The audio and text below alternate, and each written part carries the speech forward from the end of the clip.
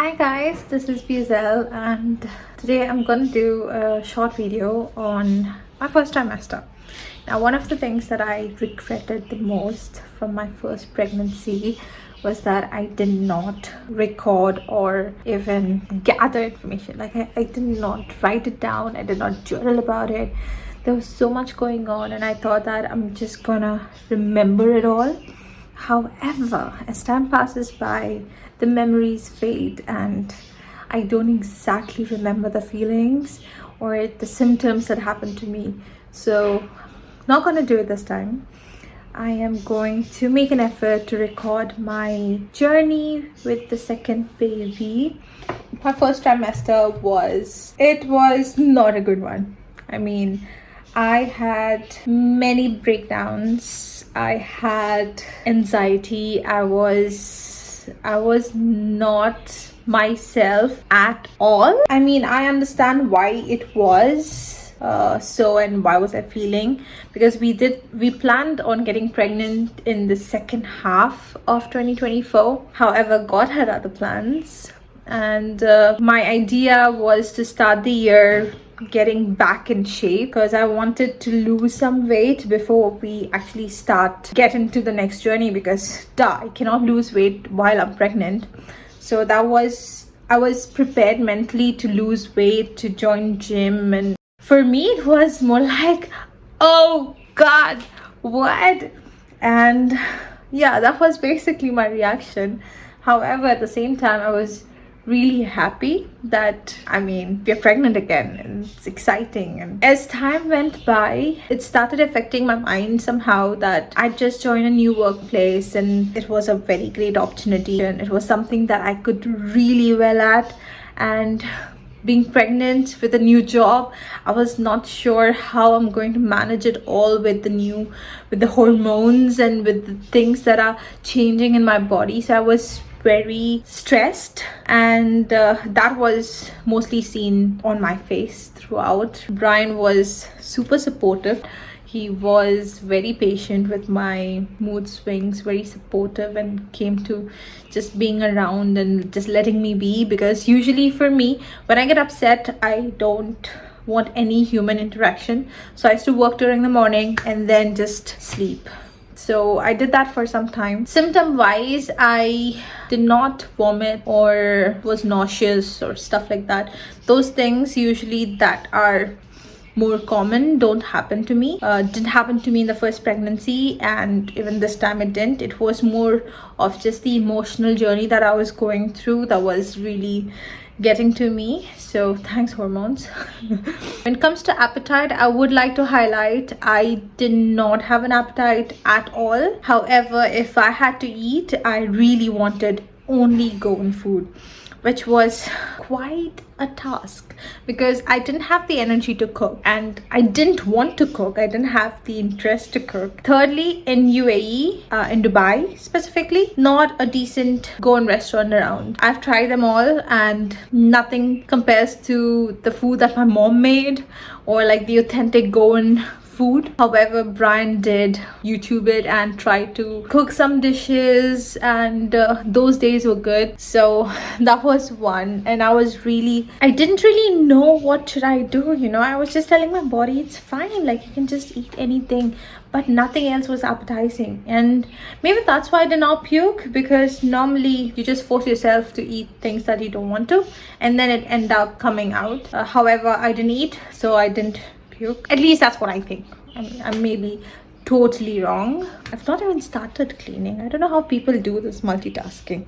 I like looking at myself more often now. Like, this is not cool. Okay. Secondly, we had a major issue with our insurance. Now, in UAE, you need to have a health insurance so that, you don't break the bank, which is technically the thing, because everything is quite expensive.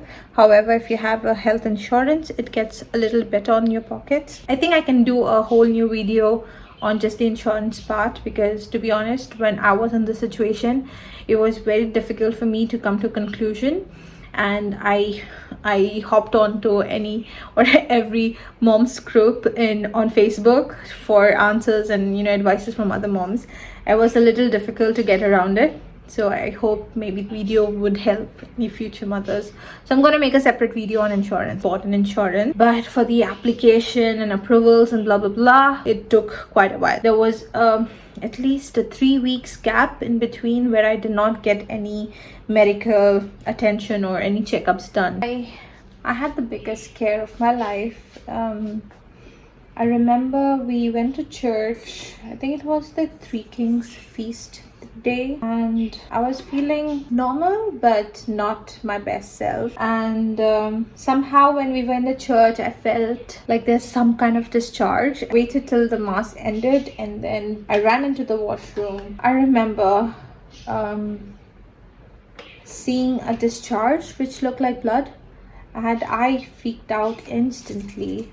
So I sent Brian a photo and told him to just give a call to our gynac and see what this is, if this is something that we should worry about. We decided to call the gynac, and she said, if there's any sort of bleeding, then you need to rush to the emergency room. And we were in Jabalali Church, the current hospital that I was in, Barjaman. So it was 45 minutes drive almost with the traffic. Wasn't really pleasant. I was somehow bursting into tears, and I was feeling very guilty because mentally I was like, not feeling good. Maybe because my attitude, when I'm always like upset or moody, maybe I somehow put it in the universe that maybe it's not the right time and I've caused something. It was very traumatic.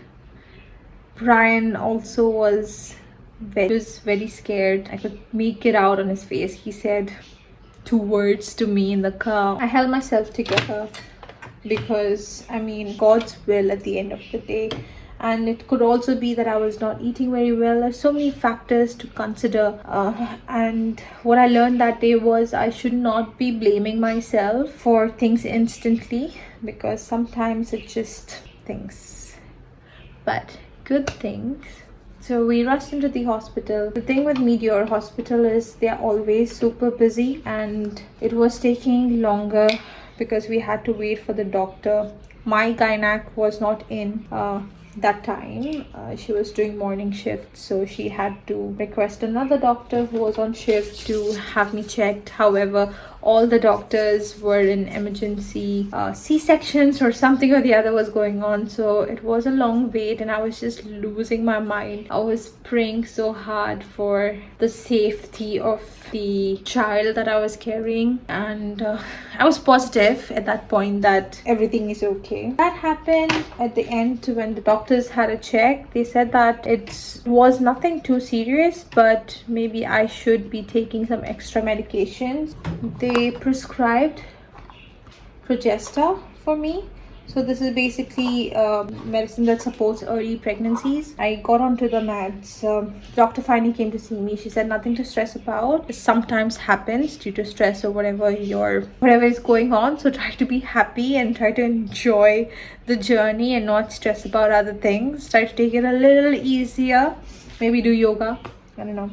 So I took the doctor's advice. My baby's fine. We could hear the heartbeat. So when they do the checkups, make sure that the parents hear the heartbeat so that we are assured that everything is fine. I was really relieved, and that sort of helped me to really take a step back and not overthink, to just take it one day at a time, embrace the journey that I'm in. I ordered for like these pregnancy books that I fill in now, which is great, another addition to the video. So basically I need 2 things, I'll give the book to the kids when they can, when they're having their own kids, so that they can go through mama's experience. And to be honest, I have written all these things in it, but more personalized. That was my first trimester. For moms out there who found out that they're pregnant, if it's something that you're looking forward to, I'm sure that you're like overexcited, and it's joyful time, right? But for the mothers that maybe did not plan it rightfully around the time, it could be very overwhelming feelings, the changes in your body. But what I would suggest or advise you is, again, take one day at a time. Speak to your spouse, speak to your family, let them know how you're feeling, because somehow just venting it out or journaling something, just get it all out, all your thoughts, so that your mind is free. Because what I noticed was, because I was just thinking and thinking, and I was shut closed, right? I was not talking to anybody. I was just thinking all these things and factors and cons and this and that. It was a lot that was happening in my mind, because I bottled it all up to myself. I was not going anywhere. I was not getting anywhere. I was not getting better. The moment that I started sharing it with Brian, I told him how I'm feeling, and I wasn't 100% ready to just, have it right away. And I don't know what's happening, right? Calm me down. It helped me to also hear his sides and to see that how happy he was for this news, and how exciting he sees this journey, and which is basically what I think as well. But then the other parts had overcome those nice thoughts. So yeah, speak to people.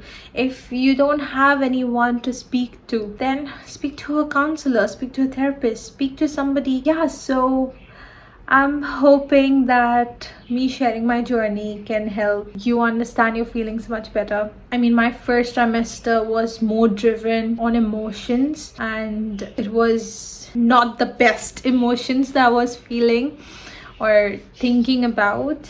And I'm sure a lot of mothers go through it. It's not probably spoken very often about, but I want to share this. This is what I was feeling. Here's a short clip of our little baby girl from the first trimester's scan. And thank you so much, guys, for watching this video. I hope you enjoyed it and could relate somehow. I'm looking forward to sharing my journey with you guys. Bye bye.